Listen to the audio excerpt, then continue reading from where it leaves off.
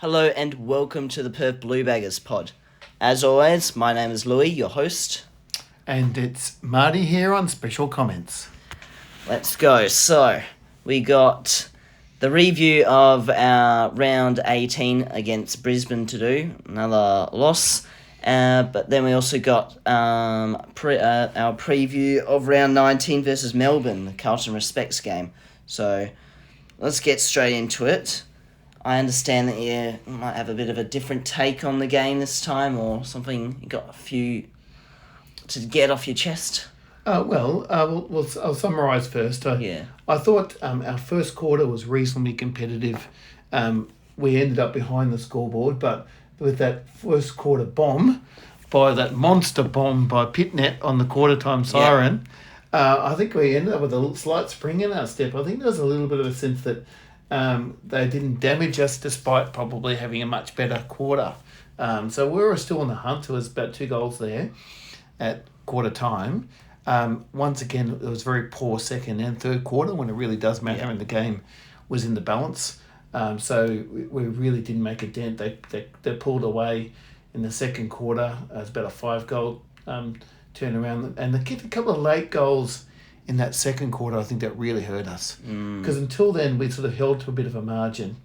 And I think that really, 5-goal margin, I thought, we're up against it here. Third quarter was probably our worst quarter. Kicked 0 goals 4, and they kicked 4 goals 2. As the same as last week, we did add some respectability in the last quarter. Kicked 3 goals. We probably should have kicked more. Ended with 9-12. So a loss by 37 points. But I guess where I might have a slightly different take this week than previous weeks, I thought our effort was pretty good this week. Okay. I thought we worked very hard. We did. Remember that Vossi called the effort effing deplorable. Yeah. I don't think he had exactly the same take this time. What really killed us was, and this is a familiar story, just our execution, our use of the football. It was. And so shocking. we won the Now remember, we're playing the team that's second on the ladder, right? Yeah. We beat them comfortably in the contests. We won the stoppages overall, and we won the clearances overall, and won the stoppages 27-17. We won the contested ball count comfortably.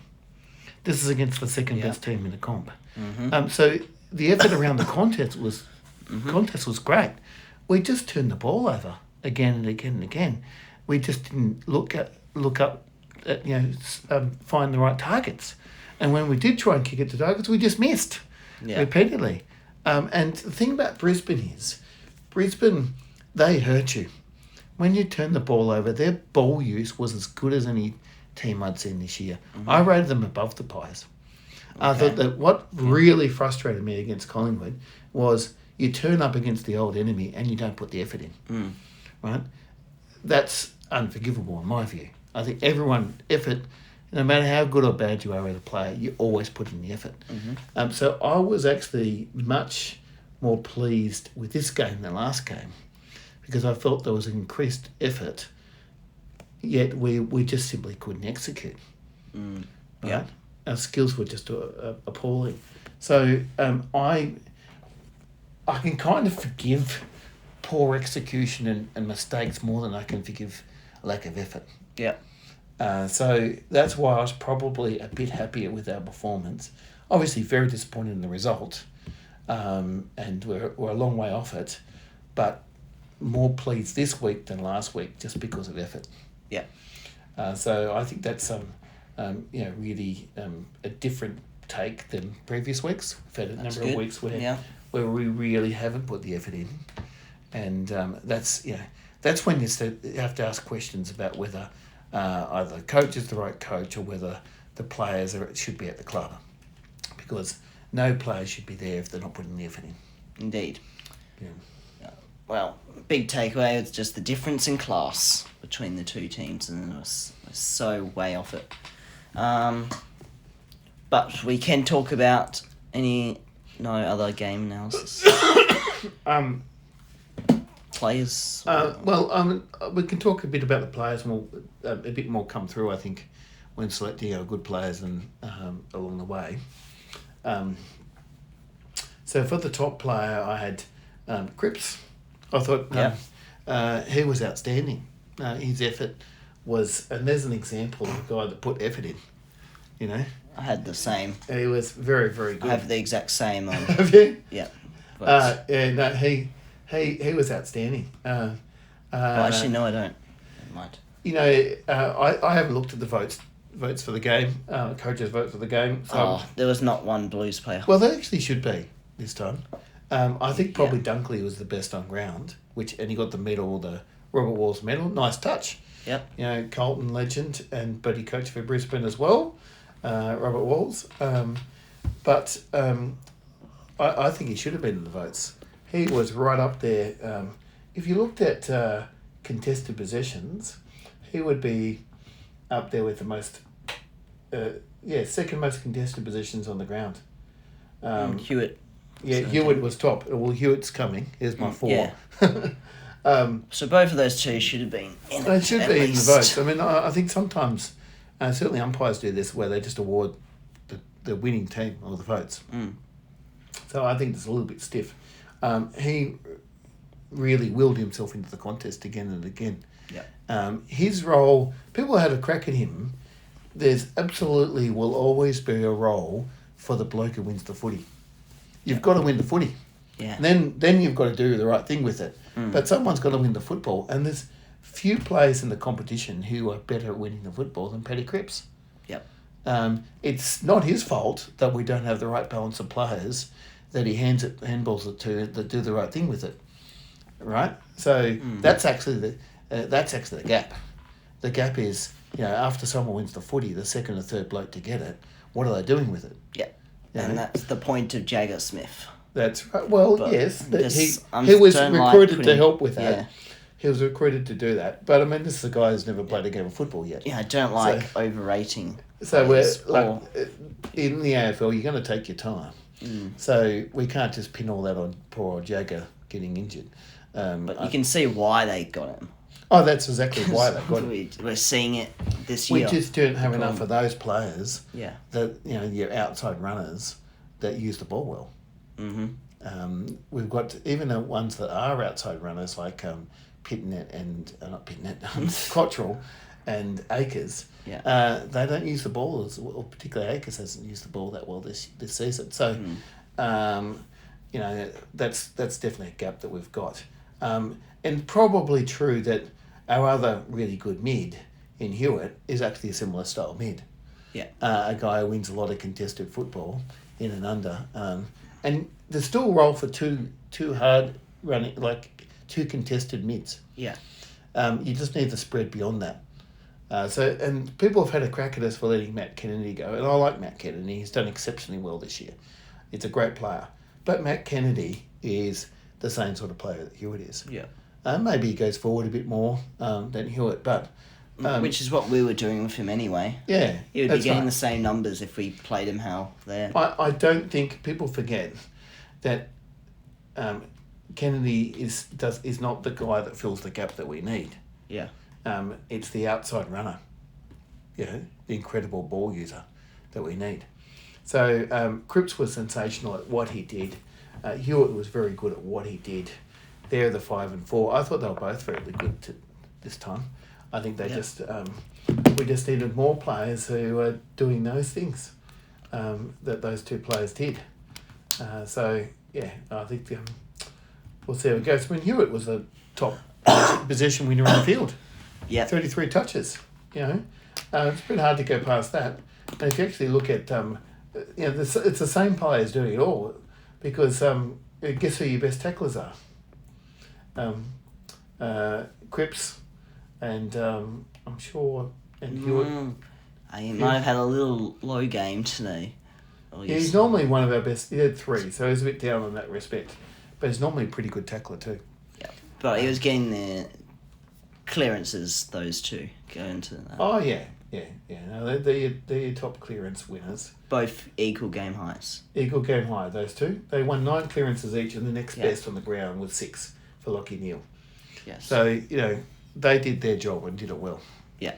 5 and 4 to Cripps and Hewitt for me. Look, I thought Pitto was good. He didn't get a lot of touches. I think he only had the 7 touches. Yeah, just the same. But, he was really in the midst of it all. He did the majority of the ruck work. He won the most hit-outs on the ground. So it was good. I think he probably had the better of Oscar McInerney in the actual ruck. Yeah.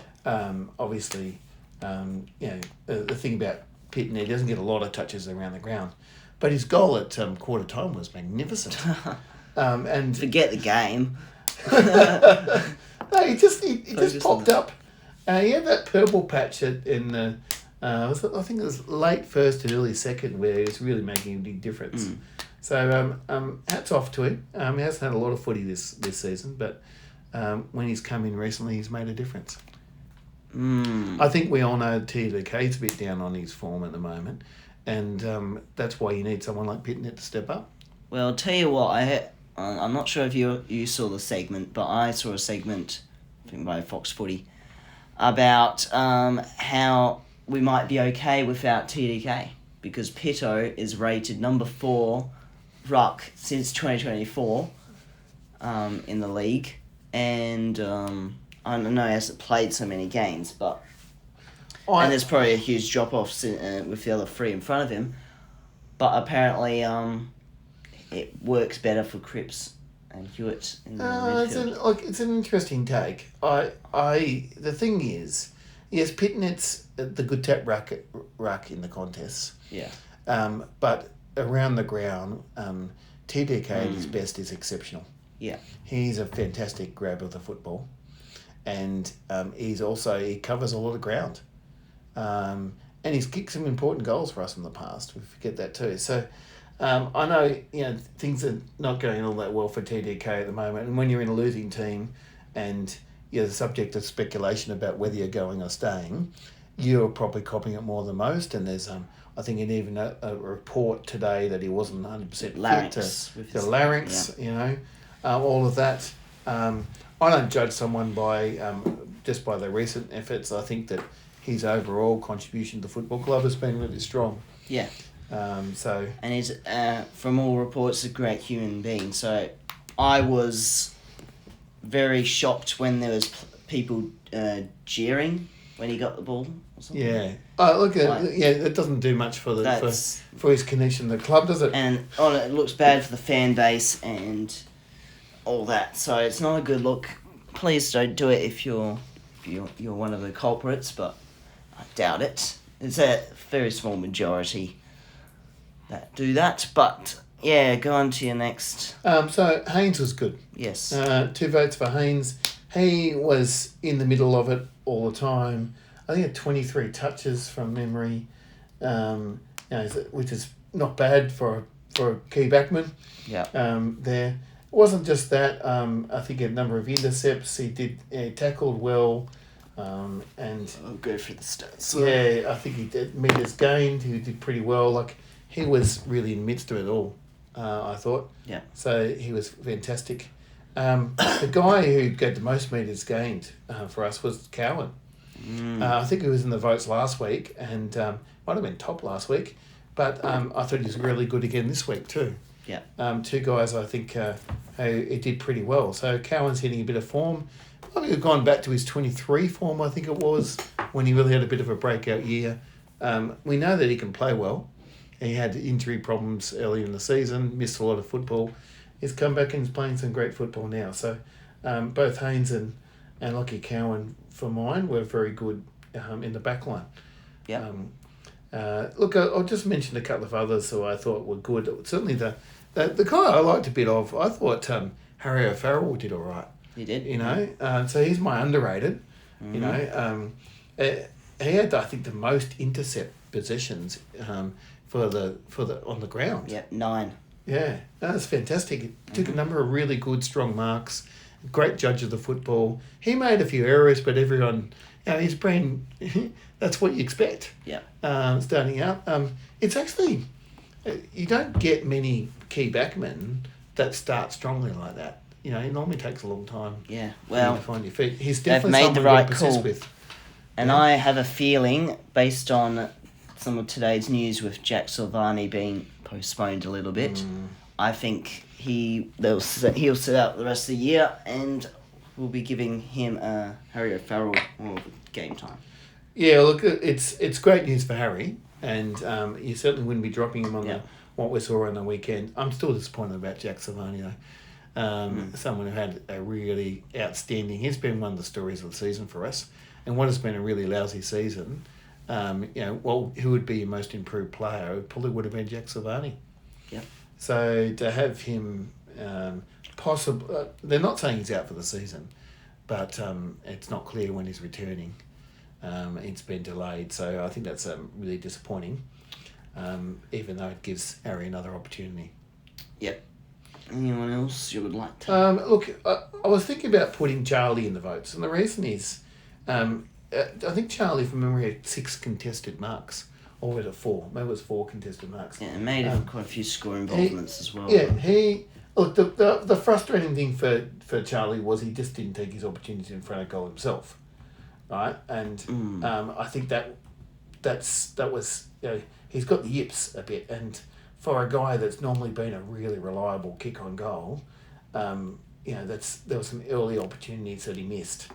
I thought that, I think he had 0 goals too, but I think he also fell short on another shot or whatever else. I think if he was getting most of these goals, which do seem quite easy, I don't think he'd be spoken about in such, down on forms. I don't think he would be a big talking point. If he was taking his chances, I think then it's just an inaccuracy issue, a bit like Harry Mackay in 2023. Yeah, Harry Mackay, as we all know, had a sort of shocking run in front of the goals and frustrating all of us. But he actually got it. I think he did a lot of work over was it 23 or something like that? This is 2024. No, yeah, I think it's... Pre-season, the 2024 pre-season. Yeah, but 24, he came good, I think, in 24. Yes, of course. Yeah. And I think that Charlie can work on that. He's normally been a good kick. So, but I also thought, he had quite a few metres gained for a key forward. He played up the ground quite a bit. And that's one of the things, if you're struggling a bit in front of goals as a key forward, that's what you should be doing, is going up the ground. Problem was that when he was there was no one inside 50. True. TDK wasn't marking. Well, they did actually have Mitch McGovern at times up there. And then he goes and gets injured. So the Moyer was amongst it, but missed some chances. I'll come to Moyer in a second, but just with Charlie, only 2 players had more than 1 contested mark on the field, and Charlie had 4. Yeah. Well, Calamarchi had 2. So, he did fly quite a bit, and it was a real target early and whatever. So, I think they were promising signs, because people were really having a crack at him for lack of effort and lack of presentation and all of those things, and I thought there was an improved effort today. Yeah. The other one, you mentioned Ashton Moyer. Ashton Moyer, there's some really promising signs. He probably just needs to finish the job a little bit. I think he might have had 0 goals 3, I think it was, there. And that was a bit of a shame, because he did pretty much... He didn't get a lot of touches, but you don't need a lot of touches as a small forward. You just need to make the most of them there. So, 0 goals 3. That's... If it was 3 goals 0, he's definitely in my votes, because he was lively, he was energetic. The other guy I thought was pretty good was Fantasia. He got injured. It was maybe third quarter or something. Yep. But he was lively as well. So in Fantasia's 51% time on ground, he accumulated 14 disposals, 4 score involvements, 1 goal, 4 inside 50, 6 ground balls, and 4 tackles, and 304 metres gained. That's damn impressive for that percentage of time. So, I'm not sure what's going to happen to him. I think we might have to let him go. He can't have these injury cloggers. I don't know. I think, remember our mantra? Calm and rational decisions by the end of the season. Because it's the dilemma you've got with Fantasia is, yes, he's injury prone, and that's been very frustrating. But he's a bit like Zach Williams. When he's on the field, he offers you something that some of the other forwards are not offering at the moment. And it'd be so good if you're playing all these games. It'd be 30 plus goals, probably. Yeah. So who are your two most lively small forwards at the moment? They're probably Williams and Fantasia, but they're both guys that missed a lot of the footy. Yeah. A lot of footy, haven't they? Yeah. So that's your dilemma. We can't always keep them out in the field, but gee, I think Williams is a class above most of our other forwards, just because of his X factor that he offers. The other guy we haven't talked about for a while, unfortunately, is Elijah. Yeah. He's been an X factor in the past. We just haven't seen him on the park most of the season. So that's been. They won't let him go. He just has another year after this one. We just want to see Elijah back on the ground and playing good footy. Yeah. I didn't think Motlop was too bad. Yeah, I was about to say that. Yeah, I thought he brought energy. He did miss a set shot that was a really, really simple one at a crucial time, which frustrated me. And I think that's a bit of... It's not just singling him out because everyone's... so many other players guilty of the same thing. But we just make up basically a behind, particularly on a simple shot, is a clanger. Yeah. Because you've missed a goal, you turn the ball over, they've got the ball, and like I said, Brisbane used the ball very, very well. And, it takes Carlton energy to get a set shot in front of goal, doesn't it? Yeah. So we're not particularly good at getting into our forwards' hands anyway. Got to make... So we just got to make those opportunities count. And as a small forward, your job's to kick goals. Yeah, so... he wasn't alone. I think it might have been Fogarty missed one as well, and... there's a few missed that we really need to kick. And we're outclassed anyway, but if you kick 9 goals, 12, you're not really helping your case, are you? No. So, Motlop was playing a bit more of midfield, I think. He did play in midfield quite a lot. I think he ended up got a number of clearances, a number of tackles. 6 ground balls, 3 inside 50s, 18 pressure acts, 5 scoring involvements, 4 tackles, 6 marks. It's a good way to get him into the game, too. Yeah. And we've finally seen that sort of experiment reap some rewards. Yeah. No, I think it wasn't working early in the season. No, it wasn't working so well early in the season. We did need to get some speed in the midfield because of a bit. So we need Motlop, Williams, and a few others running through the midfield. Mm-hmm. So that's something he needs to contribute with, and I thought he showed a bit. Once again, Elijah would have been doing that sort of role. That's the kind of that's where he's missed. Yeah. But with the one other guy, I know that some of the fans are quite down on him, and he has turned the ball over a few times. But Matthew Carroll, he can't fault the effort as well. You can't fault the effort, and I'm big on effort. Mm-hmm. And he's a young player. He's not played a lot of. He only made his debut this year. Yeah. He had 7 intercepts, and that's always a good sign. That's a sign that you're judging the ball well. You have to come off your man usually. Yeah. To do that, I saw some more positive signs out of Matty Carroll, again this week. There's, like I said, if you look through the full body of all the names we're talking about, there were some green shoots.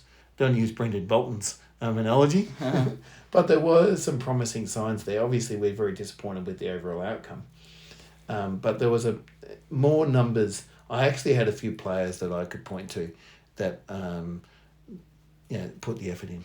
Yeah. Well, I think we've... Ollie Hollands, we brushed past him a bit. I would have put him as one of our underrated as well. He had 21 disposals, 5 marks, 457 metres gained and 7 rebound 50s. So good job to him.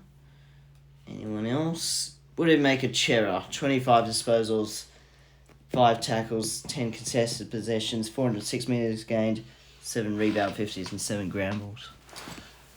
Not accountable for his man, maybe? Yeah, I think that two-way running, I think there's been vision at times with him not running defensively. Yeah.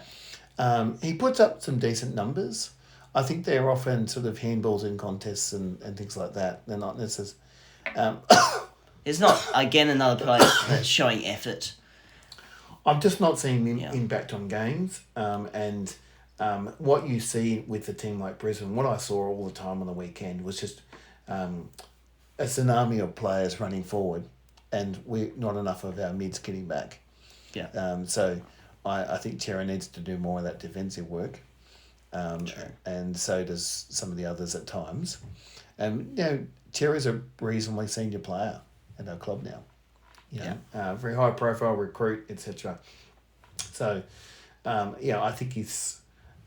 It's not just about the 25 disposals and that all looks good, but the overall package. I'm interested in, not just with the ball, what he does with the ball, but what he does when he doesn't have the ball. True. And you got Sam Doherty wrapped a few disposals again, probably not that efficient. Yeah, I just think, and Doc his efficiency this year hasn't been great. So I always think he gives you a lot of energy and effort. Mm-hmm. No one will ever fold his effort. It's just we've got quite a few players that sort of kick along to a contest, and I think we just need to use the ball more efficiently. Run in numbers, but use the ball efficiently. Release players.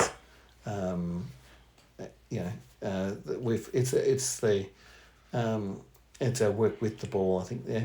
Yep. There you go. There's a comprehensive analysis of round 18. Now let's get into round 19. The Carlton Respects game. Very important program to the club. It's making a real difference.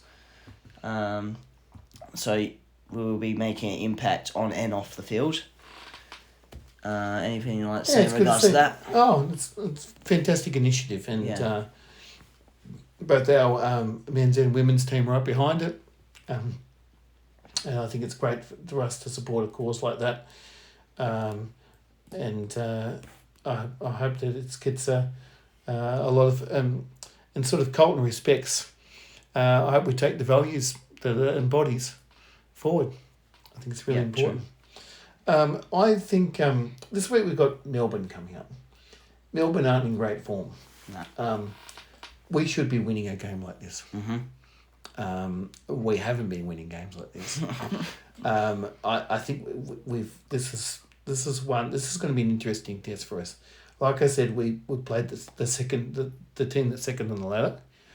I thought Brisbane were as good as I've seen play against us. If we turn up and put the effort in, we still, like I said, a ball use worries me.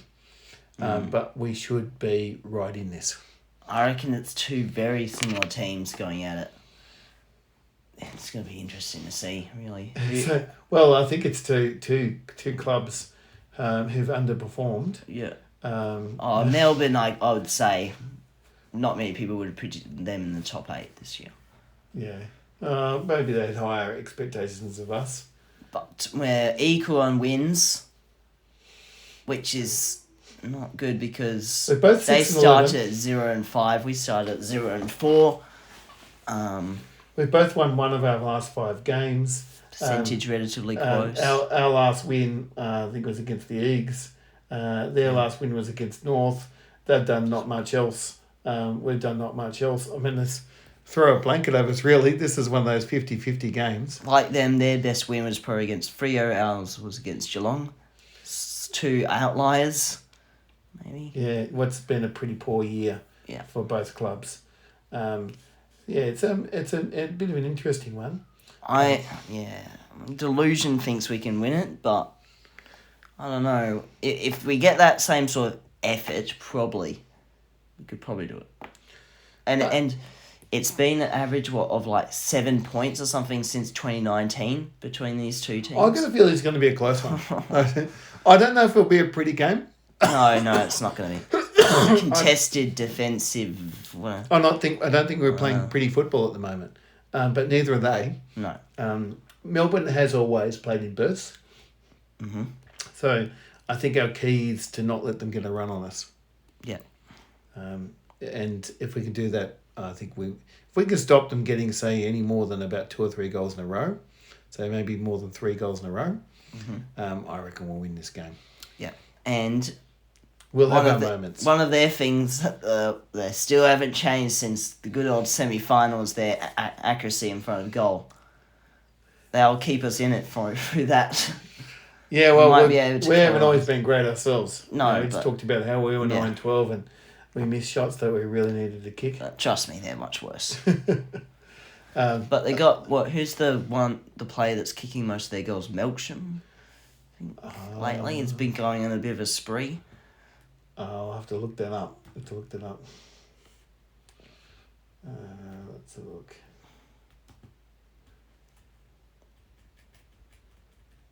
So. Well, Pickett always destroys us whenever we play. Pickett always tends to play well against us, unfortunately. Just go into the match. Surely they'd be somewhere. Just go into our match and it'll show you the stats. You've got Milksham. He's kicked 25 goals. He's their highest goal kicker. Yeah. Oh, no, Kazi Pickett at 30. So Pickett's at 30 and Milksham at 25. Yes. So he's kicked like a bag of 4 and a 5 and a 4 and a 3 lately. So watch out for him. Hopefully we just can shut him down, assuming you'd go to him. Yeah, well, I think, like I said, our backline's not really been our problem so much this year. No. So, if you got someone like Adelaide, I think they just probably got too much class there. But I would hope that we can match up pretty well against Melbourne. Yeah. So and, maybe Carroll might get Pickett. Yes. Yeah. Keep him accountable, please. Don't want that guy running around amok and scoring goals and celebrating too hard. Thank you. Again, another player's a bit inaccurate in front of goal too, I'd say. Yeah, no, he missed. He's missed a couple of shots, and famous one he missed in the semi-final against us in 23. And so I'm assuming we'll keep Pito and TDK in the rock, so maybe exploit Gawn. I think, especially with Gawn, I think we'll have both of them play. Yeah, so it's looking at they had a real big spree in the fourth quarter of their last game. Yeah, they had 7 goals. Late third quarter, fourth. 7 goals in the last quarter. Though at half time against North, it was very tight. They kicked 5 and then 7 in the second half, so they had a big second half generally. Yeah. So look, even though halfway through the third quarter there was less than a goal in it. So last week against North, they had a strong finish. Melbourne, I'd say they're gettable. Okay, there we go. Predictions. Blues by a couple of goals. Just with the normal trend, I'm gonna go with a nice 4-point win because it's always close against them. Hopefully we're on the right side of it this time, as we have lately actually against them. So I think that's all we need to cover. Injury news, kind of. We've got some bad news. Sides of test. Some bad news on the injury front just recently. Yeah, Fantasia, TBC, I think that's Tim Dubs the season. Mitch McGowan, TBC, done for the season probably. They're not going to miss this Fantasia and McGovern played on the weekend. They're probably out for the season. And that's not great at all. So you've got 2 force changes. Sards may be coming back. Jack's news wasn't great. No. Harry Mackay, we're still not hearing. Round 20, so not this week, next week. Which I think is probably good. I wonder if we'll bring in Hudson O'Keefe. He's one. I can't see how we play Hudson O'Keefe because we've got both Pitton and never mind. TDK. Yeah. And you're not dropping What about Pitton. Harry Lemmy for a debut? Well, we're still, like I said, that one forward short with Harry not playing. McGovern's gone forward a number of times and he won't be available. Yeah. So Will White maybe to come in for one of the for Fantasia. Yeah, he'd have to be one of those under consideration, wouldn't he? Yeah. Probably. So, there's some likely ones. Unless they give Evans another shot, I'd probably say Will White. Yeah, I think he's got the passion there. So that'll do us. Thank you for tuning in. Make sure you like and subscribe and follow us on Instagram. Catch you soon. Up the Baggers. Go on the Blues.